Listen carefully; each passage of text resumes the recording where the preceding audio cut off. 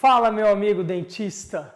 Bem-vindo à atividade de hands-on do Cirurgias Estéticas.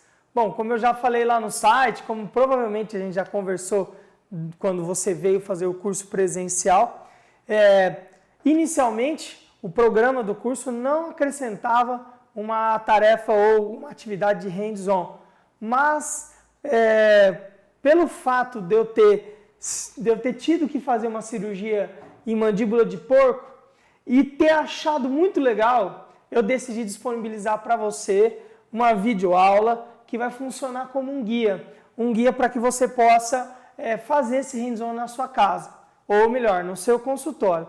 É muito fácil fazer um hands-on de mandíbula de porco. Você monta os seus instrumentais da forma que você montaria para fazer uma cirurgia, só que em vez disso, você vai lá no açougue e pega uma M-arcada inferior de um porco. Você manda tirar tudo, só vai sobrar realmente a parte do osso, da gengiva e dos dentes. Por que eu decidi disponibilizar para vocês? Eu era totalmente contra hands-on, ainda não sou o maior fã do hands-on com aqueles manequins sintéticos, mas quando eu fui convidado para ir para a República Dominicana, o pessoal de lá meio que exigiu que eu fizesse um hands-on. Aí eu falei assim, bom, eu nunca operei uma mandíbula de porco na minha vida. Eu não vou fazer isso ao vivo para 20 pessoas. Então eu fui aqui no açougue que eu tenho o costume de ir, eles me arrumaram essa mandíbula, eu olhava aquilo e falava, pô, mas não vai dar certo isso aqui, as imagens, nada. Deu certo pra caramba. Eu posso falar para você, a destreza manual é realmente algo idêntico. É idêntico o processo de incisão, descolamento, tunelização, a divisão do retalho. Para você ganhar flexibilidade, os movimentos são os mesmos. Se isso não fosse bom, eu não colocaria esse material disponível para você. Agora, eu não vou ficar fazendo uma super logística em todas as cidades que eu vou para conseguir colocar 20 pessoas fazendo o hands-on ao mesmo tempo. Não tem necessidade disso. Eu estou fornecendo esse vídeo para você e aí você vai fazer no seu consultório. E é lógico, eu sou disponível 100%. Você pode me mandar WhatsApp, você pode me mandar direct, você pode me passar suas dúvidas ou me mandar os seus resultados para que eu possa acompanhar o seu desenvolvimento prático. Bom, vamos ao que interessa. Eu gravei 6 vídeos, é uma sequência dividida de forma didática. O primeiro vídeo é um vídeo em que eu fiz um aumento de coroa clínica. Aqui há uma diferença, tá? Na mandíbula de porco, eu só fiz a parte da incisão do aumento de coroa clínica, porque se nós fizéssemos a incisão para mexer no tecido ósseo, a gente ia perder essa mandíbula para fazer o recobrimento radicular. Na minha opinião, se você já faz extração, se você já faz implante, se você já faz siso, enxerto de seio, não vai existir dificuldade nenhuma em você fazer um aumento de coroa clínica. A destreza manual é a mesma, o descolamento é total, a osteotomia você já sabe fazer. Não tem nada muito diferente. Tem algumas questões na sutura que provavelmente eu passei para você em relação à sutura das papilas, a incisão das papilas, mas a destreza, a força, os movimentos são muito parecidos com o nosso dia a dia. A cirurgia de recobrimento radicular, ela é um pouquinho diferente. A cirurgia de recobrimento radicular é uma cirurgia que exige uma destreza manual um pouco maior, ou não posso dizer maior nem menor, mas uma destreza manual diferente. Na cirurgia de recobrimento radicular, tem o mito da divisão do retalho. E essa divisão do retalho é o que torna as coisas mais difíceis, é o que faz com que as pessoas às vezes tenham necroses, faz com que as pessoas às vezes tenham fenestrações, insucesso. E eu acho que o treinamento para a cirurgia de recobrimento é basicamente a diferença entre você saber fazer uma boa divisão do retalho e através desse hands-on e através das cirurgias ao vivo e das cirurgias gravadas, eu tenho certeza que eu estou passando para você as manhas principais. Tá? Então, aqui nós vamos fazer aumento de coroa clínica, nós vamos expor o esmalte que estava recoberto pela gengiva. Vamos fazer uma retração aqui, vamos simular uma recessão gengival aqui nesse pré-molar e aí nós vamos fazer o recobrimento através da técnica de Zucchelli. Em muitas situações unitárias, a gente faz técnica de túnel, primeiro descrita por Hatzky em 1985, mas a técnica de Zucchelli, na minha opinião, principalmente para quem está começando, é a técnica mais previsível. Depois de já ter feito centenas de vezes essa cirurgia, eu ainda acho que a técnica de túnel não é uma técnica que você sai fazendo com tranquilidade.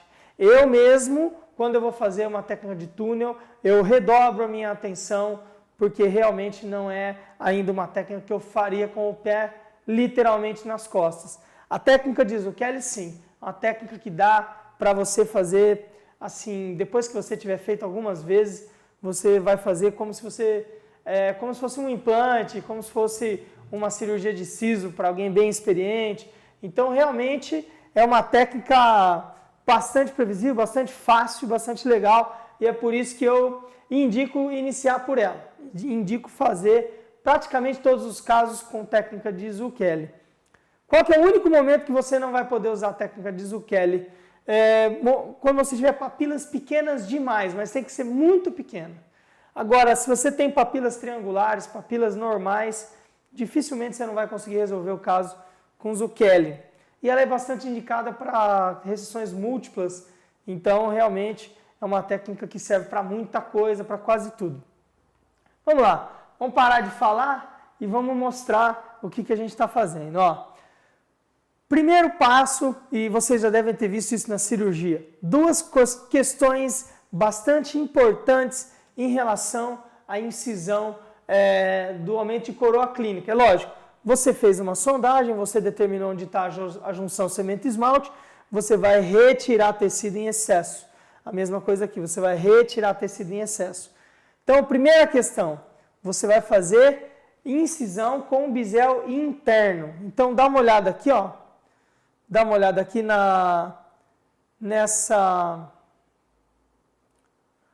no ângulo do bisturi, ó. O bisturi vai entrando, ó, inclinado para que a área cruenta fique aderida ao tecido. Não fazemos mais cirurgia com bisel externo.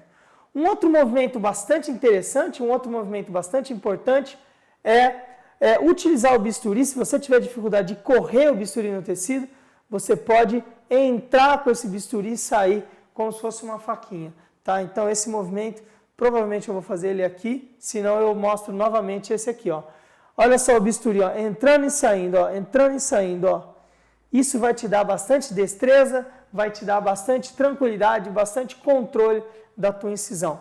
Depois que você fez essa incisão é total, ela vai até periósteo, você vai vir com uma cureta de Grace e vai remover esse colar de tecido. Essa cirurgia é bastante bonita, porque é uma cirurgia que automaticamente já dá para o teu cliente um sorriso bem mais legal, um sorriso bem mais bonito. Só que ela não termina aqui. O próximo passo, e você já deve ter visto isso aí ao vivo, o próximo passo é fazer a incisão das papilas e devolver a distância biológica, ou seja, fazer uma osteotomia dando 3 milímetros de distância da junção cemento-esmalte.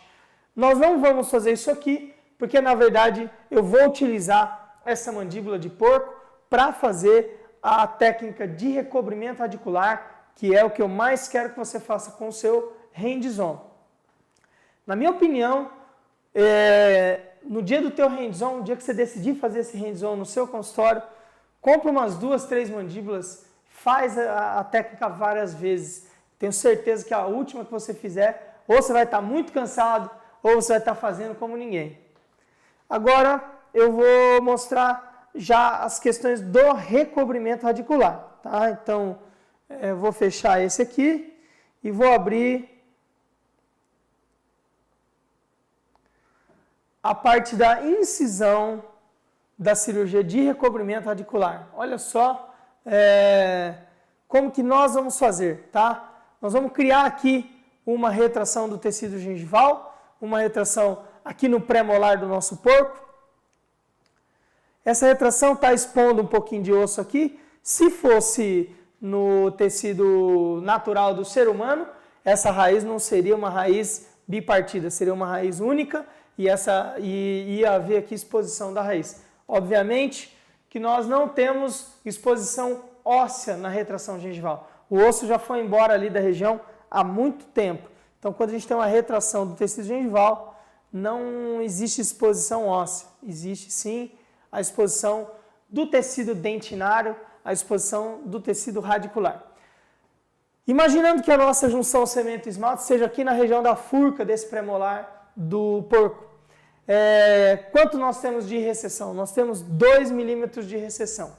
Como nós vamos calcular a nossa incisão oblíqua pela técnica de Zucchelli? Eu pego a distância que eu tenho aqui da recessão, eu coloco a minha sonda periodontal lá na ponta da papila e eu calculo o tamanho da recessão mais 1 milímetro e faço a incisão oblíqua. Então, a técnica de Zucchelli, ela se caracteriza por quê? Por ter incisões oblíquas dos dois lados das recessões principais e essas incisões oblíquas vão transformar o teu tecido em uma papila cirúrgica. Então, você faz uma incisão oblíqua aqui se transforma numa papila. Essa papila vai ser deslocada para a área da papila anatômica e você vai ter um tracionamento coronário do tecido, tratando assim a retração do tecido gengival. Então vamos acompanhar isso aí, ó. Olha só, posicionamento, ó. Ponta, conto 3, vou fazer a incisão até o contorno gengival do dente adjacente. Vou fazer a incisão até o contorno gengival até o zênite do dente adjacente. Dá para visualizar aqui já a nossa papila cirúrgica. Conto 3, conto 2, adiciono 1, venho 3 e vou até aqui o contorno gengival do dente adjacente. Toma cuidado, eu já vi pessoas errando a incisão e fazendo isso. A incisão não é aqui, a incisão ela é direto no dente adjacente, você vai deslocar essa papila em cima da outra. Agora nós estamos prosseguindo com as incisões intrasulculares. Então, o próximo passo é fazer incisões intrasulculares e essas incisões intrasulculares vão se unir e nós vamos começar a descolar e dividir o tecido. Então, agora eu quero que você preste bastante atenção. Você já viu ao vivo, você já viu a gente discutir isso várias vezes no curso, mas eu quero que você tenha isso como algo bem sedimentado na tua cabeça. Olha só, você não precisa fazer retalho dividido 100% do tempo. Você pode ter áreas em que você tem o retalho total. Se você está encontrando dificuldade para ultrapassar aquela região com retalho dividido, faça retalho total sem peso na consciência. É isso que está acontecendo aqui, ó. A gente começa nas papilas fazendo o retalho total porque é muito mais fácil. Então eu vou pegar o tunelizador, é lógico que eu não vou pegar o sindesmótomo de Mote, eu vou pegar o tunelizador, que é bastante delicado, e vou trabalhar ele como se ele fosse um sindesmótomo. Olha aqui que interessante, ó. Eu pego, vou colocando e vou descolando. Então as papilas vão estar descoladas, essa primeira porção aqui do tecido queratinizado, eles vão estar descolados até que eu tenha ângulo para poder trabalhar com o meu bisturi. As papilas, elas têm um desenho de capô de fusca, né? Então elas não são assim, ó. Então não dá para eu ir fazendo divisão dessas papilas. Por isso que a gente faz retalho total nas papilas. Agora sim eu consigo trabalhar com o bisturi e fazer a divisão. Vocês vão olhar aqui o segredo da divisão do retalho. Esse é o grande segredo, é o que eu vou falar aqui. Eu já devo ter falado para você no curso, mas se você estava dormindo, você vai aprender agora. Olha só, peguei o meu microretrator e vou começar a fazer a divisão do tecido. Vou começar a fazer a divisão do tecido com o bisturi. Nesse momento aqui, eu já estou com uma lâmina nova, já estou trabalhando com uma lâmina bem afiada, uma lâmina zerada. Dá uma olhada no ângulo dessa lâmina. Essa lâmina está totalmente voltada para o tecido ósseo. Se você tem aqui o tecido ósseo, você descolou a papila aqui, você vai pegar a sua lâmina e você vai trabalhar com a lâmina assim, ó. Você vai trabalhar com a lâmina assim, ó. Essa parte aqui é a parte cortante da lâmina. Então você vai fazer isso aqui, ó. o teu periósteo vai ficar aqui, ele vai ficar todo picotado e todo o tecido conjuntivo vai ser descolado junto com o retalho. Então você tem um retalho forte, um retalho que não fenestra. Esse é o segredo para que você não tenha o tecido fenestrado. Esse é o segredo para que você não tenha um tecido receptor necrosado. Então, vamos dar continuidade. Ó. Olha o movimento da minha lâmina. É idêntico fazer a divisão do retalho no porco e no ser humano. No ser humano vai estar sangrando, a não ser que você esteja operando um cadáver. Mas não é o caso aqui no Brasil. Olha só, a lâmina de frente para o periósteo, raspando no tecido ósseo. Ó, ela vai cortando, e olha que tecido espesso que vai ficando descolado. Notem que é um tecido bastante delgado, um tecido bastante fino, mas mesmo assim, risco zero de fenestração. Por quê? Porque tua lâmina nunca está voltada para o tecido mole, para o tecido solto. Agora, segunda parte, eu vou voltar a fazer o descolamento total. Eu vou pegar meu tunelizador, o tunelizador que se encaixar melhor com essa situação, com esse ângulo, e eu vou ultrapassar a linha mucogengival com o retalho de espessura total. Então, ó, full, split, full. Retalho total, retalho dividido, retalho total. Para que você tenha bastante segurança, porque essa área aqui é uma área bem fácil de fenestrar. Então, por isso, trabalhar com o retalho total. Se por acaso você não ganhar flexibilidade através desses movimentos, aqui em cima você vai pegar uma lâmina de bisturi nova e vai fazer um corte do periósteo. Esse corte é chamado undermining incision. Então você faz o corte do periósteo para você conseguir flexibilidade. Um dos princípios importantes do reposicionamento coronal é uma sutura passiva e você só consegue deslocar o tecido de forma passiva se você tem aqui atrás, aqui embaixo, ou melhor, aqui em cima, se você estiver trabalhando numa arcada superior, se você tem liberação do tecido que está preso aqui, liberação das fibras, liberação do periósteo, para que o tecido ganhe flexibilidade. Então vamos dar continuidade, ó. Estou trabalhando com os tunelizadores, olha que imagem fantástica do tunelizador trabalhando por baixo do tecido mucoso, um tecido extremamente fino, e um tecido muito parecido com o que você vai encontrar na boca. Na verdade, isso aqui na boca é um tecido já bem mais grosso do que no porco. Tá? Na boca é bem mais grosso do que na mandíbula de porco, mas é interessante você treinar aqui, porque você vai ficar craque em fazer esse movimento. Olha o que a gente está fazendo agora com os tunelizadores. Ó. Eu estou trabalhando nesse sentido. Tá? Então, ó, o tunelizador ele entra, ele trafega na mucosa e ele vai descolar o tecido inserido. Entra, trafega na mucosa e vai descolar o tecido inserido. No sentido da mucosa para o tecido inserido. É assim que você trabalha com o tunelizador. Existe um probleminha que acontece com os tunelizadores brasileiros, grande maioria deles. Eles são tunelizadores que têm uma anatomia, um desenho muito alto, vamos dizer, a colherzinha dele é muito bojuda aqui em cima. Se você comprar um tunelizador desse, pega um disco de carborundo, afina ele, meio que afiar mesmo. Deixa o teu tunelizador reto. O tunelizador não pode ser assim, ó.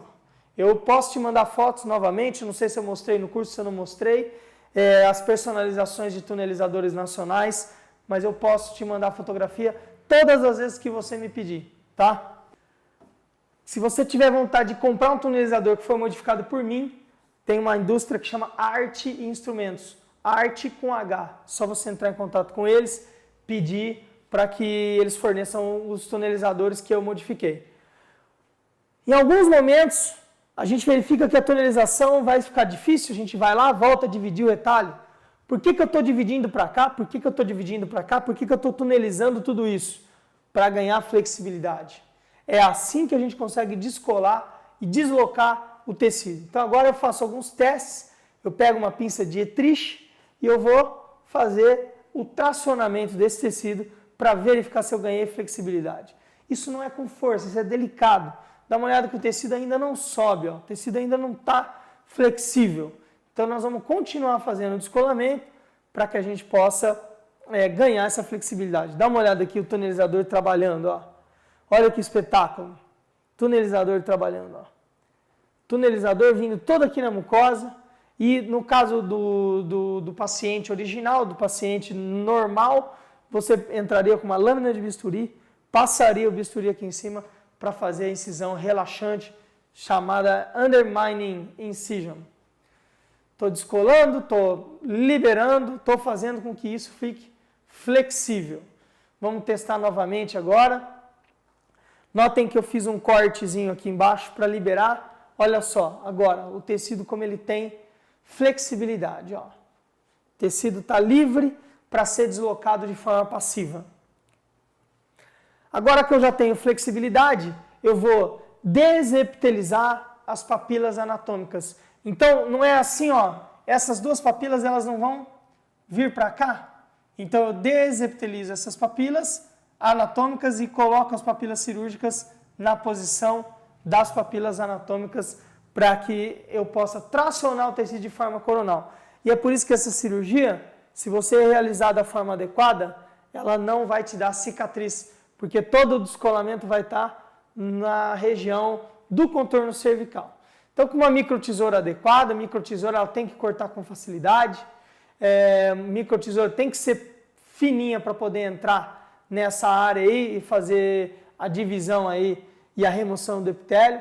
Se você está com uma tesoura muito robusta, uma tesoura muito grossa, você não vai conseguir fazer um bom acabamento, então vale a pena investir numa boa tesoura. Agora nós estamos fazendo o corte da papila do outro lado do premolar, para a gente conseguir uma área cruenta, e essa área cruenta vai receber a papila cirúrgica, e por isso elas vão aderir, porque são duas áreas cruentas, então elas vão colar. Terminou a divisão, terminou a remoção do epitélio da papila, nós vamos testar novamente e vamos agora fazer a remoção do tecido doador, ok? O que nós faríamos na boca antes de pegar o tecido lá da área doadora? Uma leve redução do contorno da raiz. Então a gente pegaria brocas multilaminadas e faríamos uma leve redução do perfil de emergência da raiz, porque geralmente a retração acontece em raízes bastante proeminentes, porque a raiz proeminente ela causa um estrangulamento do tecido e o tecido fica muito fino. Agora nós vamos fazer a coleta do enxerto, ok? Eu estou na mandíbula ainda, o palato do porco ele é muito ondulado, não é um palato legal para você fazer remoção de tecido mole, mas nessa região posterior da mandíbula aqui, ó, pela lingual também, tem um tecido que é igualzinho, não é tão profundo, mas a destreza manual para você fazer a remoção é muito parecida. Então vamos dar uma olhadinha nesse vídeo e vamos verificar como vai ser feito. Ó, aqui é a nossa área de recepção e aqui é a nossa área de doação. A gente mediu a área receptora, é lógico que a gente vai fazer um enxerto um pouco maior do que a área receptora. E aí a gente vai poder melhorar a condição daquele tecido que estava retraído. Então, fazemos a incisão sem chegar no periósteo. É lógico que aqui nessa altura não foi possível não chegar no periósteo, mas quando você está trabalhando no real, você consegue fazer sem chegar no periósteo. Olha só. Eu vou aprofundar aí 2 a 3 milímetros no máximo, porque já dá para eu remover o epitélio e a lâmina própria, que é o tecido conjuntivo logo abaixo dele. Agora que eu fiz as incisões, eu vou começar a fazer a remoção, o descolamento desse tecido. Aqui que está a principal manha. Treina bastante isso aqui na mandíbula do porco. Quando você for para a boca do paciente, você já vai estar craque. Olha o segredo aqui para você fazer uma boa remoção pela técnica epitelizada. O segredo é, a lâmina vai de trás para frente. Então eu tenho aqui palato mole, eu tenho aqui regiões anteriores da maxila, tecnicamente, não é no caso aqui, mas lá na maxila do teu paciente real, você vai de trás para frente. Então essa parte da base do teu bisturi, voltada para a garganta do teu paciente. Então você vai fazer simplesmente assim, ó, entra e sai, entra e sai, entra e sai. 5 minutos você removeu esse tecido, ó. Então eu entro inclinadinho, eu saio pela incisão que eu fiz, ó. Tá vendo, ó? Agora eu tenho onde segurar. Então eu venho com a dietrich, entro inclinadinho, venho saindo. Tente deixar toda a gordura lá. Ah, mas é impossível. É mesmo, sempre vem um pouquinho de gordura. Mas quanto mais você deixa a gordura lá, melhor para o paciente, porque essa gordura você não vai utilizar, mas ela vai proteger essa área cruenta aqui do paciente, ó. Então, ó, de trás para frente, ó. Olha lá, de trás para frente, eu vou segurando com a dietrich, de trás para frente, eu venho colocando o bisturi entra e sai, entra e sai. Olha lá, ó. O bisturi entra. Aqui já é um lugar que está bem próximo do osso, por isso que está difícil de descolar, de dividir.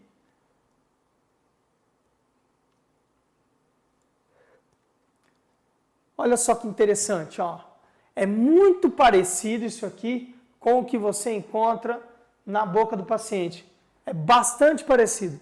Agora você vai colocar isso num dique de borracha estéreo, travar um dedo com a gaze e você vai passar o seu bisturi nesse sentido, ó, com uma faca mesmo, ó. Ele vai de frente, assim, ó, cortando de frente, ó, e removendo todo o epitélio. Não se esqueça de remover todo o epitélio. Se você fizer um enxerto pela técnica epitelizada e esse epitélio for levado para debaixo do tecido que vai receber o enxerto, você pode ter problemas como formação de epitélio lá de baixo, cistos epiteliais e até algumas cicatrizes indesejadas. Então, cuidado com esse epitélio por baixo do tecido receptor. Olha o que eu fiz aqui, ó. Fiz uma incisão como se fosse uma undermining. Fiz uma incisão total lá em cima na mucosa para ganhar flexibilidade. Isso você faz no seu paciente também.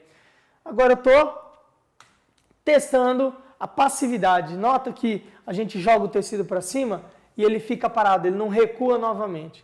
Então a gente coloca o tecido mole, o tecido que vai ser enxertado pela técnica epitelizada. Vamos fazer agora a ancoragem desse tecido. Então, o tecido ele é um retângulo, ele passa pela retração, ele pega um pouquinho os lados. É interessante que ele tenha pelo menos 70% por baixo do tecido receptor, mas ele pode ficar um pouquinho exposto, vai epitelizar, vai funcionar. Então, como nós vamos fazer agora? Ó, eu vou entrar mais ou menos onde vai ser a ponta do tecido, eu vou passar aqui no merto do tecido enxertado, e volto para cá e fechar uma sutura. Então vamos lá, ó. Vamos fazer isso, ó. Tô entrando, agora eu dei uma liberada nesse envelope, né? Pego a linha do outro lado e vou resgatar o enxerto. Pego o enxerto.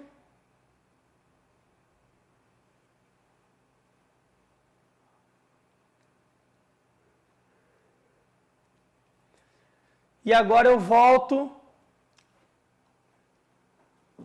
para fazer a ancoragem desse enxerto. Então eu passo a sutura na área da periferia do enxerto, pego o enxerto e volto, e ele vai entrar quando a gente traciona a nossa linha de sutura. O enxerto entrou, a gente fecha a sutura. Eu gosto muito de fechar essa sutura com a dietrich, ao invés de fechar com o porta-agulha, pela delicadeza desse instrumento.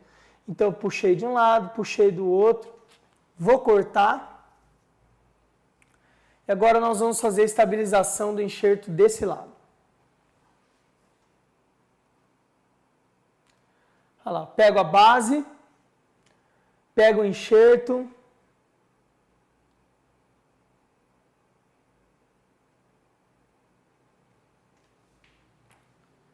Pegando o enxerto. E volto a pegar a base aqui.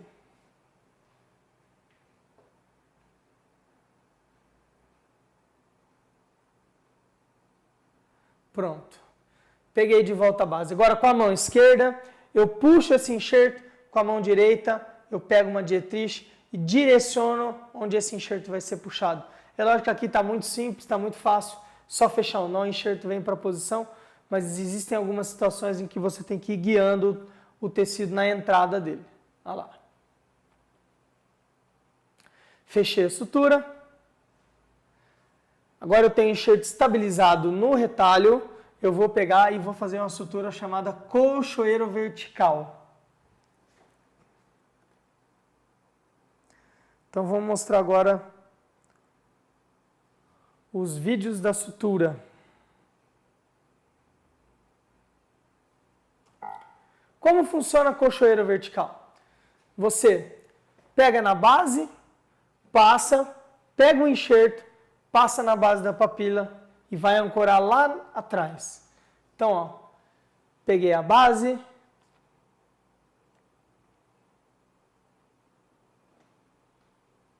peguei o enxerto, passo na base da papila e na volta eu vou fazer a ancoragem.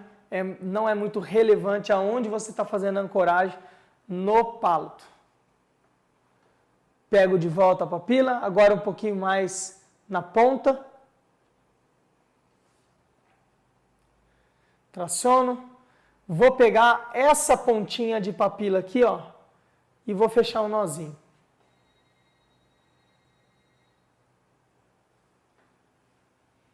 Que interessante, né? Dá para fazer isso com qualquer fio? Não. Nem esse fio aí é adequado, tá? Mas não é com qualquer fio que dá para fazer. Olha quando a gente traciona, como a papila, ela já vai voltando para o lugar dela, que é, na verdade, o novo lugar dela, né? Mesma coisa nós vamos fazer desse lado aqui, ó. Passa na base, pega o enxerto,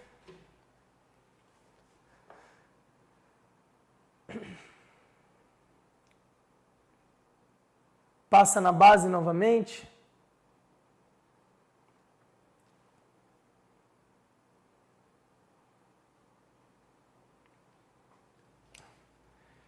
Aqui nesse lado, eu vou fazer uma modificação da colchoeiro. Eu vou fechar uma colchoeiro em alça. Ao invés de eu pegar de novo a papila aqui, eu vou passar por cima dela e vou fazer com que ela fique bem colada ao tecido. Esse também é um outro erro importante que as pessoas cometem. É não conseguir coaptar as pontas das papilas. Aí elas contraem e necrosam. Então agora com essa técnica de colchoeiro em alça, a gente consegue colocar essas papilas bem em contato com o tecido receptor para que esse tecido seja, para que as papilas sejam revascularizadas. Ó, eu já tenho um bom tracionamento coronal, eu tenho uma leve exposição do tecido enxertado, essa exposição seria viável. Agora o que eu vou fazer? Vou fazer uma sutura suspensória. Eu entro na base, eu passo na base, dou a volta, pego aqui ou na base ou na ponta, depende de como você achar melhor. Nesse caso, peguei na ponta, transferi, vim para a base, vou voltar para a região lingual e interproximal.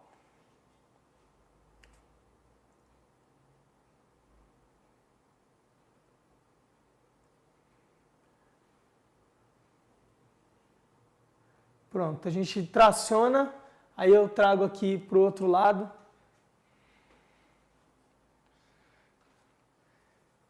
Para a gente poder fechar. Posso fechar em alça ou posso vir com uma sutura mais ou menos igual do colchoeiro na vertical ali, para a gente poder fazer um trabalho bem feito. Ó, tensionou o nó, puxa para cima. Tensionou o nó, puxa para cima. Então, colchoeiro vertical tradicional, colchoeiro vertical modificada, em alça, suspensório. Tem as 3 suturas que você vai utilizar aqui nessa videoaula.